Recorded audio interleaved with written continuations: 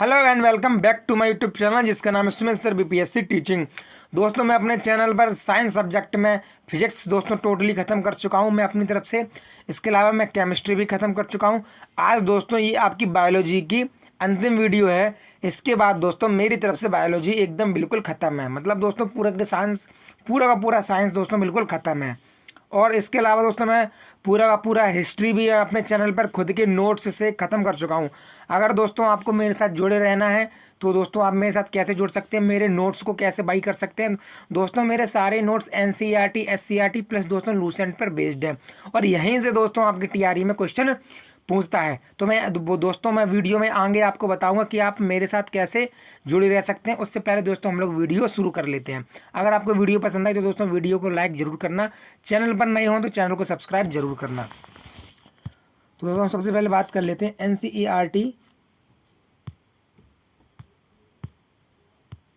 NCERT biology fact. ठीक है, जैसे दोस्तों मैं आपको बता दूं कि फादर ऑफ मेडिसिन यानी दोस्तों चिकित्सा विज्ञान के दोस्तों आपके जनक कहा जाता है हिप्पोक्रेट्स को चिकित्सा विज्ञान का जनक कहा जाता है। सीधा सीधा दोस्तों ये फैक्ट दिया है एनसीईआरटी में। अब देखो सबसे पहले बात कर लेते हैं बायोलॉजी शब्द का दोस्तों उल्लेख, बायोलॉजी शब्द का प्रयोग सबसे पहले किसने किया था? वो दोस्तों आपके लेमार्क ट्रेविरेनस के द्वारा किया गया था 1802 में। लेमार्क ट्रेविरेनस के द्वारा किया गया था 1802 में बायोलॉजी शब्द का सर्वप्रथम प्रयोग। इसके अलावा दोस्तों हम बात कर लेते हैं कि बायोलॉजी की दोस्तों दो शाखाएं हैं। एक शाखा है जीव विज्ञान, दूसरी शाखा है वनस्पति विज्ञान। दोस्तों जीव विज्ञान के फादर कहे जाते हैं अरस्तु को दोस्तों जीव विज्ञान का फादर कहा जाता है। तो दोस्तों अरस्तु की ही एक किताब है जंतु इतिहास। कौन सी? जंतु इतिहास। उसी जंतु इतिहास में दोस्तों अरस्तु ने 500 से अधिक जीवधारियों में मतलब जंतुओं 500 से अधिक दोस्तों जंतुओं की विभिन्न प्रजातियों के बारे में उल्लेख किया था। किसके द्वारा? दोस्तों आपके अरस्तु के द्वारा। कौन सी किताब में? दोस्तों आपके जंतु इतिहास नामक किताब में। अब बात करते हैं फादर ऑफ वनस्पति विज्ञान। तो फादर ऑफ दोस्तों आपके वनस्पति विज्ञान कौन है? थियोफ्रेस्ट को दोस्तों आपके फादर ऑफ वनस्पति विज्ञान कहे जाते हैं। इन्होंने भी दोस्तों अपनी किताब में 500 से अधिक दोस्तों विभिन्न प्रकार के पेड़ पौधों का दोस्तों उल्लेख किया, जिसमें दोस्तों विभिन्न जैव विविधताएं भी पाई जाती हैं। तो दोस्तों इन्होंने जिस किताब में ये उल्लेख किया उस किताब का नाम है हिस्टोरिया प्लांटोरम। ठीक है, ये दोस्तों इनकी किताब थी। चलिए अब हम दोस्तों आगे बढ़ते हैं, बात करते हैं। दोस्तों एक किताब कई बार पूछी गई है ओरिजिन ऑफ लाइफ। ये दोस्तों किताब आपके ओपेरिन की किताब है। ये किताब किसके? ओपेरिन की किताब है, जो कि दोस्तों एक रसियन वैज्ञानिक थे, जो कि दोस्तों एक रूस के वैज्ञानिक थे। ये ओपेरिन जिनकी किताब है ओरिजिन ऑफ लाइफ, जीवन की उत्पत्ति। न्यूक्लिक अम्ल। दोस्तों न्यूक्लिक अम्ल की खोज की थी 1868 में फ्रेडरिक मिसर ने। किसने दोस्तों करी थी? फ्रेडरिक मिसर के द्वारा की गई थी 1868 में। चलिए अब बात करते हैं फ्रांसिस रेडी। दोस्तों फ्रांसिस रेडी भी एक वैज्ञानिक था जिनकी एक किताब थी जीव जननवाद। ये किताब दोस्तों एक बार पूछी गई है, इसलिए मैंने अपने नोट्स में दोस्तों डाल रखी थी। फ्रांसिस रेडी की किताब थी जीव जननवाद। इन्होंने दोस्तों बताया था कि जीव दोस्तों एक जीव से दूसरे जीव की जो उत्पत्ति होती है वो दोस्तों उसका सिद्धांत क्या है? यही है दोस्तों जीव जननवाद। इन्होंने दोस्तों बताया कि जीव जो जनन करते हैं उसी से जीव की खुद की दोस्तों प्रतिलिपि बनती है। प्रतिलिपि का मतलब दोस्तों जैसे कि मनुष्य जनन करके ही मनुष्य अपने बच्चे को पैदा करता है, वही बड़े होकर दोस्तों पूर्ण परिपक्व मनुष्य बनता है। ऐसे दोस्तों इन्होंने बताया कि जीव जनन के माध्यम से अपनी संतानों की उत्पत्ति करते हैं। अब दोस्तों बात करते हैं समजात अंग। तो चमगादड़ के पंख, जिनसे चमगादड़ दोस्तों उड़ता है, घोड़े की टांग, बिल्ली का पंजा, ये सब दोस्तों क्या है? ये समजात अंग है। ये दोस्तों आपके समजात अंग है, ये पूछ सकता है तो लिख दिया। चलिए अब दोस्तों बात कर लेते हैं। एक जीव है ऑर्कीऑप्टेरिस। हालांकि दोस्तों वर्तमान में ये जीव अब विलुप्त जीव है। ये दोस्तों आपके प्राचीन विलुप्त जीव है। तो ये दोस्तों आपके सरीसृप और पक्षी इन दोनों के बीच की कड़ी माना जाता था, क्योंकि दोस्तों इसमें कुछ लक्षण दोस्तों इसमें सरीसृप वाले भी थे और दोस्तों कुछ लक्षण इसमें कौन से थे, पक्षी वाले भी थे। इरकी इसलिए दोस्तों इस ऑर्की ऑप्टेरिस को ही इन दोनों के बीच की संयोजी कड़ी मानते थे। देखो दोस्तों, जैव विकास के सिद्धांत 3 लोगों के सबसे ज़्यादा माने जाते हैं, लेमार्कवाद,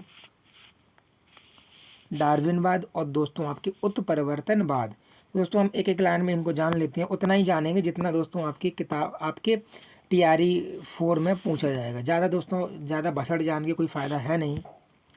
लैमार्क, दोस्तों आपके जो लैमार्क थे वो दोस्तों आपके बेसिकली फ्रांस के थे। लैमार्क कहाँ के थे, लैमार्क दोस्तों आपके फ्रांस के थे। फिलोसॉफिकल जूलॉजी इनकी एक महत्वपूर्ण किताब है, कई बार पूछी गई है। फिलोसॉफिक जूलॉजिकल दोस्तों इनकी किताब है, और जो कि दोस्तों इन्होंने 1809 में लिखी थी, और इसमें दोस्तों इन्होंने सिद्धांत दिया उपार्जित लक्षणों की वंशागति का सिद्धांत। उपार्जित लक्षणों की वंशागति का सिद्धांत निम्न में से किसके द्वारा दिया गया। ऑप्शन दे देगा डार्विनवाद, मेंडल, लैमार्कवाद, उत्परिवर्तन, और दे देगा आपके ह्यूगो डी व्रीज। तो आपको पता होना चाहिए लैमार्क ने ये सिद्धांत दिया था 1809 में अपनी किताब फिलोसॉफिकल जूलॉजी में। दोस्तों जूलॉजिकल में उन्होंने ये सिद्धांत दिया, कौन सा, उपार्जित लक्षणों की वंशागति का सिद्धांत। अब दोस्तों बात करते हैं डार्विन की। दोस्तों एक किताब है origin of species by natural selection, ठीक है, प्राकृतिक चयन के आधार पर दोस्तों जीवों की उत्पत्ति। ये किताब है दोस्तों आपके डार्विन की, जो कि 1859 में दोस्तों इनके द्वारा लिखी गई थी। अब दोस्तों ऐसे एक और सिद्धांत है उत्परिवर्तनवाद, ये दोस्तों क्या है, तो उत्परिवर्तनवाद सिद्धांत, तो इस सिद्धांत का प्रतिपादन किया था ह्यूगो डी व्रीज ने। के द्वारा इस सिद्धांत का उत्पादन किया गया था 1901 में, और 1901 में ही दोस्तों आपके नोबेल पुरस्कार मिलना चालू हुए। चलिए अब दोस्तों बात करते हैं दोस्तों अनुवांशिकी का जनक कौन है, ग्रेगर जॉन मेंडल। विषाणु विज्ञान, वायरस विज्ञान, साइंस ऑफ वायरस विज्ञान के जनक है एवानोवस्की के द्वारा दोस्तों विषाणु विज्ञान की शाखा की उत्पत्ति की गई। जीवाणु विज्ञान, बैक्टीरिया विज्ञान, लुई पाश्चर। और दोस्तों जीवाश्म विज्ञान, जो कि दोस्तों जीवाश्म आपकी किस चट्टानों में पाए जाते हैं, आपको कमेंट करके छाप देना है।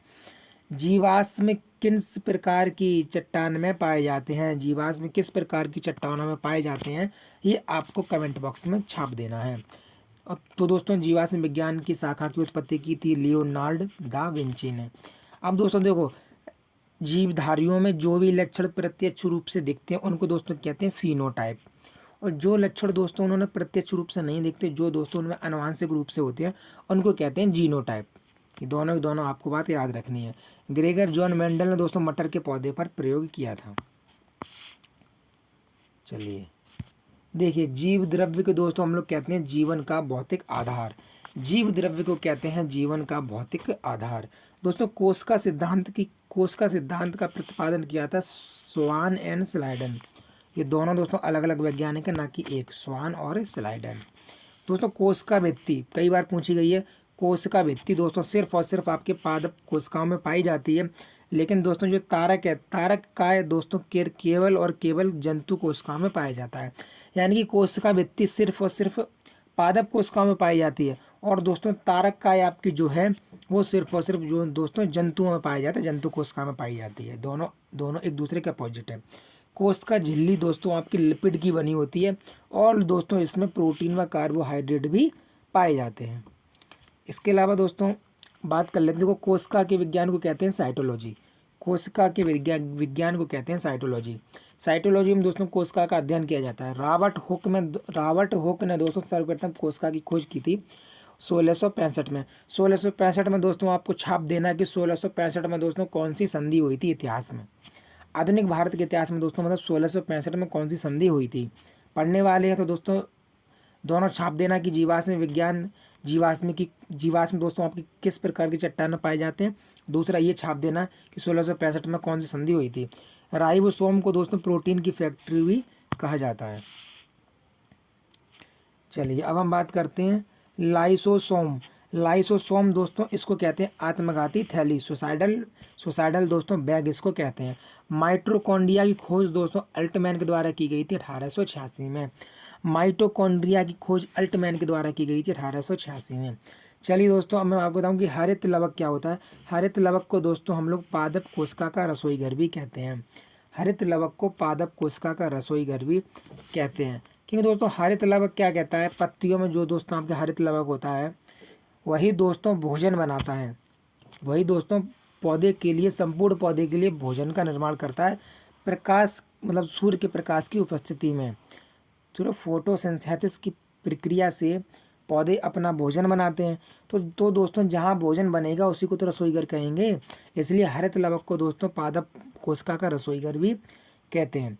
इसके अलावा दोस्तों अस्थि मज्जा में आरबीसी का निर्माण होता है और आरबीसी की दोस्तों मृत्यु होती है प्लीहा में, स्प्लीन में। अस्थि मज्जा को कहते हैं बोन मैरो, जहाँ दोस्तों आपकी आरबीसी बनती हैं। और दोस्तों प्लीहा कहते हैं स्प्लीन को, जहाँ दोस्तों आरबीसी की कब्रगाह बोला जाता है। इसके बाद बात करते हैं राइबोसोम के बंधक। दोस्तों राइबोसोम जो आपकी होती है, जो दोस्तों आपके प्रोटीन के बने होते हैं, राइबोसोम के बंधन के लिए मैग्नीशियम आवश्यक होता है। इसके अलावा दोस्तों मीठे फलों में ग्लूकोज पाया जाता है और दोस्तों गन्ना व चुकंदर इत्यादि में आपके सुक्रोज पाया जाता है।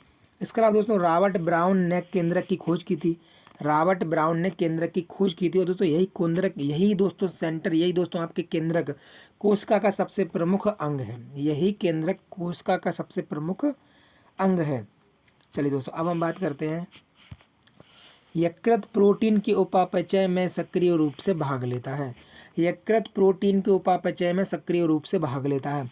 दोस्तों मैं आपको बता दूं, यकृत से ही दोस्तों आपके पित्तरस निकलता है, ठीक है, और दोस्तों पित्ताशय में आपके संचित रहता है। जब भी किसी व्यक्ति की मृत्यु दोस्तों जहर खाने के कारण होती है, तब दोस्तों उसका यकृत से ही मतलब जांच की जाती है कि दोस्तों उसने मतलब जब भी किसी व्यक्ति की मृत्यु जहर खाने के कारण होती है, तब उसके यकृत से ही पता चलता है कि उसने जहर खाया है। चलिए अब दोस्तों बात करते हैं पाचन क्रिया केवल एंजाइमों की उपस्थिति में ही संभव है। जो कि दोस्तों आपके एंजाइम है वही दोस्तों, जैसे कि दोस्तों आपके टाइलिन हो गया, ट्रिप्सिन हो गया, एमाइलेज हो गया, यही दोस्तों आपके लार में, यही दोस्तों आपके जब भोजन में मिलती हैं तो वही दोस्तों आपके भोजन को चिपचिपा बनाते हैं। तो भोजन को पचाने के लिए दोस्तों जो एंजाइम होते हैं वो दोस्तों आपके पाचक एंजाइम होते हैं दोस्तों आपके एंजाइम। तो जब तक एंजाइम नहीं होंगे तब तक दोस्तों आपके पाचन क्रिया शुरू नहीं होगी, पाचन क्रिया नहीं हो सकती है। आरबीसी की मात्रा को दोस्तों हीमोसाइटोमीटर से ज्ञात किया जाता है। 100 ml रक्त में 15 ग्राम हीमोग्लोबिन पाई जाती है। दोस्तों ये क्वेश्चन पूछा गया कि प्लाज्मा का हल्का पीला रंग दोस्तों किसके कारण होता है, तो वो दोस्तों बिलीरुबिन के कारण होता है। बिलीरुबिन के कारण प्लाज्मा का हल्का पीला रंग होता है। इसके अलावा दोस्तों हम बात कर लेते हैं आरबीसी की। दोस्तों आपके दोस्तों आपके वाइट ब्लड सेल की बात हो रही है दोस्तों, डब्ल्यूबीसी की बात हो रही है। ये दोस्तों आपके रोग प्रतिरोधक क्षमता को बढ़ाती हैं। और दोस्तों शरीर में जब भी कोई रोग हो जाता है तब दोस्तों इनकी संख्या में तीव्र वृद्धि होती है और ये दोस्तों चाकू तलवार लेकर दोस्तों उन रोगाणुओं से लड़ने चली जाती हैं जो कि हमारे शरीर में प्रवेश करते हैं और दोस्तों उनको मार काट कर उनको ख़त्म कर देती हैं। और दोस्तों इस प्रकार हमारा शरीर फिर से अच्छा हो जाता है। दोस्तों ये कार्य होता है डब्ल्यूबीसी का। इसके अलावा दोस्तों आपके आरबीसी की दोस्तों क्या होते हैं, आरबीसी दोस्तों आपके 120 दिन का दोस्तों इनका कार्य होता है। जब भी दोस्तों हमारे शरीर में कोई रोगाणु प्रवेश करते हैं, जब भी दोस्तों हम बीमार होते हैं तो दोस्तों आरबीसी की संख्या गिर जाती है। इसके अलावा दोस्तों कार्ल लैंडस्टीनर ने दोस्तों आपके रुधिर वर्ग की खोज की थी, रुधिर परिसंचरण वर्ग की खोज की थी 1909 में। और एक बात बता दूं, 1909 में ही दोस्तों आपकी मार्ले मिंटो सुधार आया था। 1909 में ही दोस्तों सोरेनसन ने पीएच पैमाने की भी खोज की थी, जिससे हम लोग दोस्तों अम्ल और क्षार का पता लगाते हैं। और दोस्तों कार्ल लैंडस्टीनर को रुधिर वर्ग की खोज करने के लिए 1909 में जो कि उन्होंने रुधिर वर्ग की खोज की थी, उसी के लिए दोस्तों 1930 में इनको नोबेल पुरस्कार भी दिया गया, नोबेल प्राइज़ भी दिया गया। दोस्तों इन्होंने जो खोज की थी वो दोस्तों अगर मैं बताऊं कि आपकी जो ओ दोस्तों आपके ब्लड ग्रुप होता है, ओ में भी दोस्तों 2 होते हैं, एक पॉजिटिव एक माइनस। उसमें से दोस्तों जो आपके माइनस वाला होता है, ओ माइनस होता है, वो दोस्तों आपके यूनिवर्सल डोनर होता है। वो दोस्तों आपके किसी को भी ब्लड दे सकता है। और दोस्तों आपके जो ए बी होता है, ए बी जो ब्लड ग्रुप होता है वो दोस्तों किसी से भी ब्लड ले सकता है, वो दोस्तों आपके किसी से भी ब्लड ले सकता है। ऐसे दोस्तों आपके कार्ल लैंडस्टीनर ने दोस्तों 1894 में RH फैक्टर की खोज की थी। दोस्तों हृदय की दोहरी झिल्लीनुमा थैली, हमारा हृदय दोस्तों दोहरी झिल्लीनुमा थैली से अंदर बंद होता है, उसको दोस्तों हम लोग कहते हैं पेरिकार्डियम।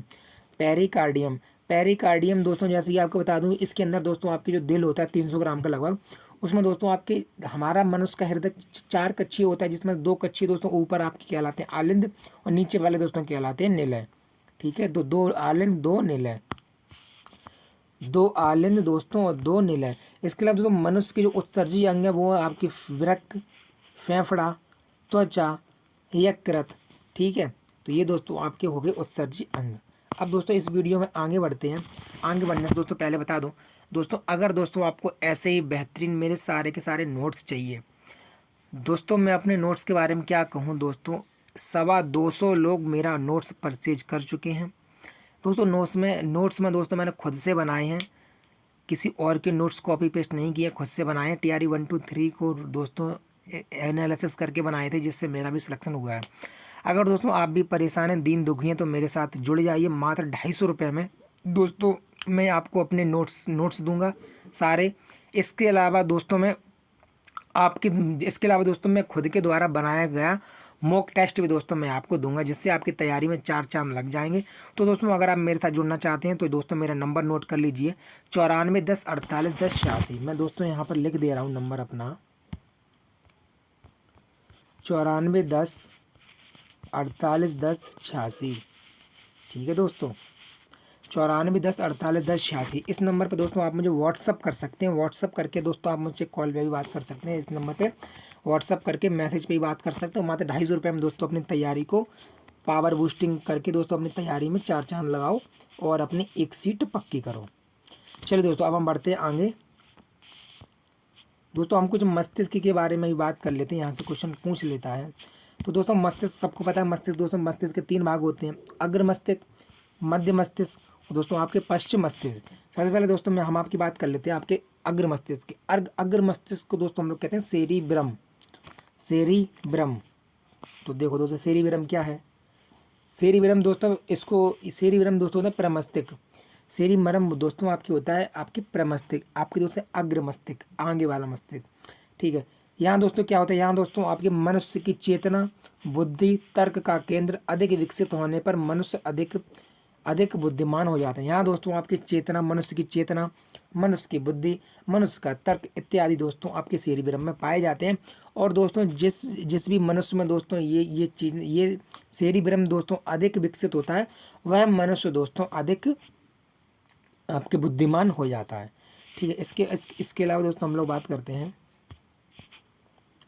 मध्य मस्तिष्क की। मध्य मस्तिष्क, और दोस्तों हाँ अभी मध्य मस्तिष्क नहीं, रुको जरा सब्र करो। अभी दोस्तों आपके सेरिब्रम तो हो ही गया। अब दोस्तों सेरिब्रम के बाद दोस्तों आपके अग्र मस्तिष्क में दोस्तों आपके 2 चीज़ें पाई, एक तो दोस्तों आपके सेरिब्रम, दूसरा आपके पाया जाता है डाईएनसिफ्लॉन। तो दोस्तों इस डाईएनसिफ्लॉन में क्या है दोस्तों, इसी डाईएनसिफ्लॉन का ऊपरी भाग दोस्तों आपके थैलेमस ग्रंथि से जुड़ा हुआ होता है, जो कि दोस्तों आपकी स्मृति, भावुकता और बोध, इन तीनों को दोस्तों आपके नियंत्रण करती है। और दोस्तों इसी थैलेमस के साथ दोस्तों आपकी पीनियल ग्रंथि भी जुड़ी रहती है, जो कि दोस्तों आपके मेलाटोनिन नामक हार्मोन का स्रावित करती है।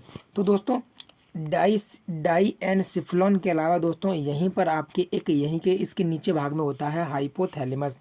हाइपोथैलेमस से दोस्तों क्वेश्चन बनता है, हाइपोथैलेमस जो दोस्तों आपकी होती है वो भूख, प्यास, परितृप्ति के केंद्र, शरीर का ताप, रक्तचाप, निंद्रा, प्रजनन क्षमता, दोस्तों बच्चे पैदा करने की क्षमता इत्यादि को भी दोस्तों ये नियंत्रित करती है। कौन? हाइपोथैलेमस। और ये सब दोस्तों आपके अग्र मस्तिष्क से संबंधित हैं। इसके अलावा दोस्तों हम बात कर लेते हैं मध्य मस्तिष्क। मध्य मस्तिष्क दोस्तों आपके सिर बड़े यानी सुनना, दृष्टि, देखना, प्रतिवर्ती क्रियाओं पर नियंत्रित करता है। प्रतिवर्ती क्रियाएं दोस्तों क्या हो गई, जैसे मान लो मेरा धोखे से मेरा हाथ रख गया किसी गर्म चीज़ पर, गर्म तवे पर, तो दोस्तों एकदम वहाँ से सेंसर से, तंत्रिकाओं से हमारे माइंड में जाएगा, सेंड माइंड में संदेश जाएगा कि हमारा हाथ किसी गर्म चीज़ पे है, तो दोस्तों हमारा माइंड क्या करेगा, क्रिया में दोस्तों एक प्रतिक्रिया करेगा, तो हम तुरंत वहाँ से हाथ हटा लेते हैं। यही दोस्तों कहलाती है प्रतिवर्ती क्रिया। चलिए दोस्तों अब हम बात करते हैं पश्च मस्तिष्क की। अब दोस्तों हम बात करते हैं पश्चिम मस्तिष्क की। तो पश्च मस्तिष्क दोस्तों जो कि आपकी कहलाता है सेरिबेलम, सेरिबेलम, सेरिबेलम। तो दोस्तों सेरिबेलम से याद रहे, सेरिबेलम दोस्तों आपके सेरिबेलम अनैच्छिक नहीं सॉरी सेरिबेलम दोस्तों आपके ऐच्छिक क्रियाओं का केंद्र है। सेरिबेलम दोस्तों आपके ऐच्छिक क्रियाओं का केंद्र है। तो देखो गति नियंत्रण समन्वय, यानी दोस्तों गति नियंत्रण समन्वय, शरीर का संतुलन, ऐच्छिक क्रियाएं, ये दोस्तों आपकी होती हैं सेरिबेलम में। ये दोस्तों आपकी होती हैं सेरिबेलम में। इसके अलावा दोस्तों हम दोस्तों हम आ जाते हैं मेंडुला ओब्लागेंटा, ओब्लागेंटा, मेंड्यूला ओब्लागेंटा, ओब्लागेंटा, ये दोस्तों आपके पाया जाता है। ये दोस्तों आपके पश्चिम मस्तिष्क का ही हिस्सा है, लेकिन मेंडुला में दोस्तों आपके सबसे पीछे का भाग है। भोजन को निगलना, उल्टी करना। इसके अलावा दोस्तों शरीर की सभी अनैच्छिक क्रियाओं का केंद्र, दोस्तों पूंछ ले शरीर की सभी अनैच्छिक क्रियाओं का केंद्र कहलाता है मेडुला। शरीर की सबसे अनैच्छिक क्रियाओं का केंद्र कहलाता है मेडुला। इसके अलावा दोस्तों हम बात कर लेते हैं आपके हीमोफीलिया, हृदय के विकार, वर्णांधता, ये सब आपके जन्मजात रोग हैं। चलिए नर हार्मोन दोस्तों आपके एंड्रोजन और टेस्टोस्टेरोन, नर हार्मोन होते हैं एंड्रोजन और टेस्टोस्टेरोन। इसी प्रकार दोस्तों मादा हार्मोन दोस्तों आपके होते हैं lactogen, oestrogen, progesterone, relaxin, oestrogen. दोस्तों जब भी दोस्तों कोई लड़की माँ बनती है तब दोस्तों उसको बहुत दर्द होता है डिलीवरी के समय। उस समय दोस्तों आपके रिलैक्सिन नामक हार्मोन निकलता है जो कि उसको दर्द में थोड़ा उसको राहत दिलाता है। वैसे दोस्तों बहुत ज़्यादा राहत नहीं मिल पाती है, इसीलिए दोस्तों बहुत ज़्यादा दर्द होता रहता है। चलिए अब दोस्तों बात करते हैं हम लोग कार्बोहाइड्रेट। कार्बोहाइड्रेट का दोस्तों प्रचुर स्रोत है आपके चावल और आलू।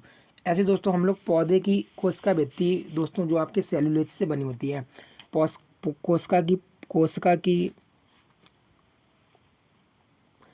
पौधे की कोशिका भित्ति दोस्तों आपकी सेलुलोज की बनी होती है। पशु प्रोटीन को दोस्तों प्रथम श्रेणी का प्रोटीन भी कहा जाता है। सोयाबीन दोस्तों एकमात्र ऐसा प्रोटीन है जो कि दोस्तों गैर पशु प्रोटीन है। मानव शरीर में एमिनो अम्ल की संख्या है 20, जिसमें से दोस्तों 9 आपके बहुत ज़्यादा इंपॉर्टेंट है और 11 दोस्तों ज़्यादा इंपॉर्टेंट नहीं है। तो सूर्य का प्रकाश त्वचा में उपस्थित इरेगेस्ट्रॉल को दोस्तों आपके विटामिन डी में बदल देता है। विटामिन डी की कमी से दोस्तों आपके सूखा रोग हो जाएगा, आपकी हड्डियाँ टेढ़ी हो जाएंगी। ठीक है, तो दोस्तों ये रही आज की अंतिम दोस्तों बायोलॉजी की क्लास।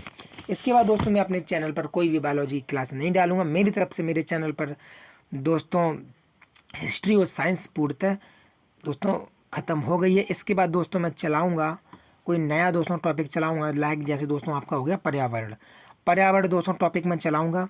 तो दोस्तों मिलते हैं अगले वीडियो में। अगर दोस्तों आप चैनल पर नए हो तो चैनल को सब्सक्राइब कर दीजिएगा और दोस्तों वीडियो को लाइक नहीं किया हो तो वीडियो को लाइक कर देना। मिलते हैं अगले वीडियो में। और दोस्तों मेरे साथ जुड़ने के लिए मेरा दोस्तों व्हाट्सअप नंबर है 9410481086, 9410481086। इस नंबर पर दोस्तों मुझे व्हाट्सअप मैसेज करके आप मुझसे बात कर सकते हो और मात्र 250 रुपये में दोस्तों आप मेरी खुद की गाइडेंस प्लस मेरे नोट्स प्लस दोस्तों मेरे मॉक टेस्ट से भी जुड़ सकते हो। तो मिलते हैं अगली वीडियो में।